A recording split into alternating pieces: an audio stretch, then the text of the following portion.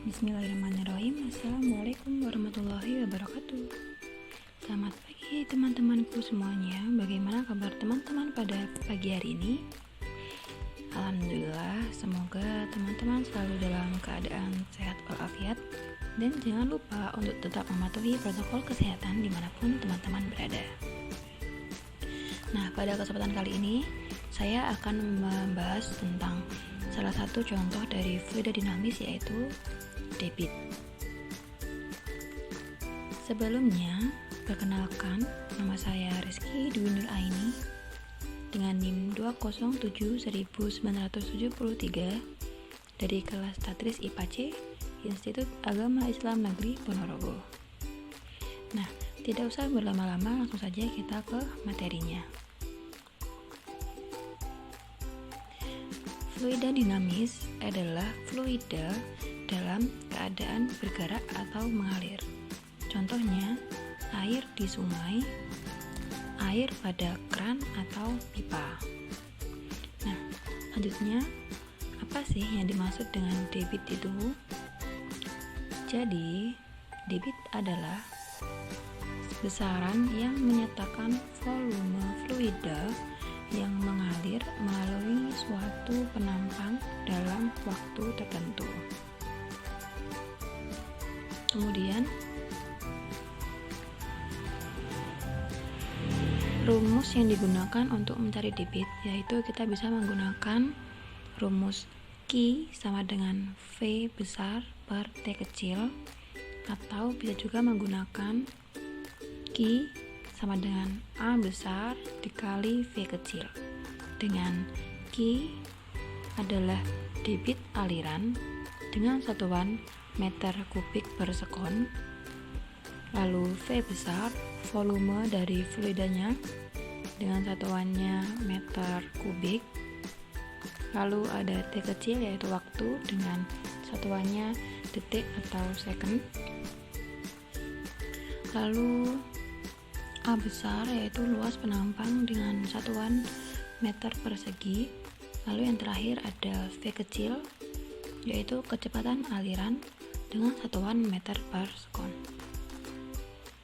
Kemudian, penerapan debit dalam kehidupan sehari-hari itu bisa digunakan yang pertama yaitu untuk menghitung curah hujan pada suatu hari. Jadi kan sekarang sudah masuki musim hujan juga ya teman-teman ya.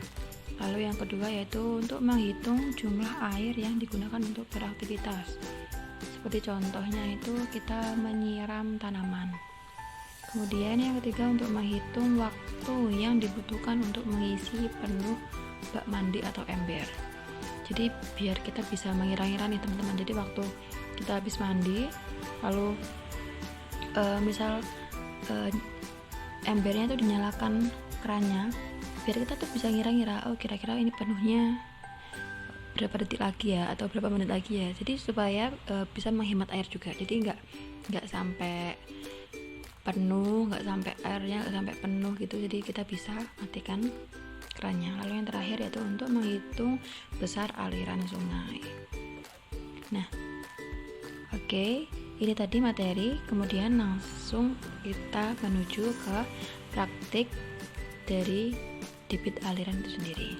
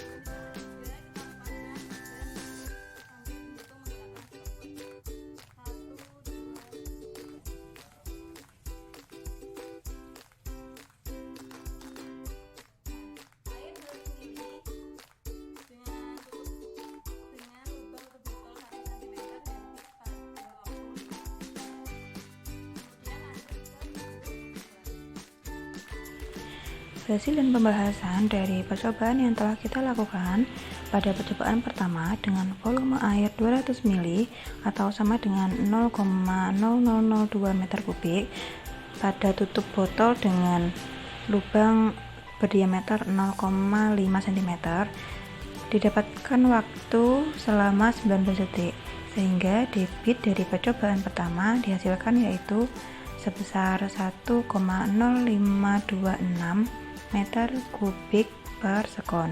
Lalu pada percobaan kedua masih sama dengan menggunakan volume air 200 ml atau sama dengan 0,0002 meter kubik dengan menggunakan tutup botol berdiameter atau lubang tutup botol berdiameter 1 cm, didapatkan waktu selama 5 detik, sehingga debit pada percobaan kedua yaitu sebesar 0,0004 meter kubik per sekon.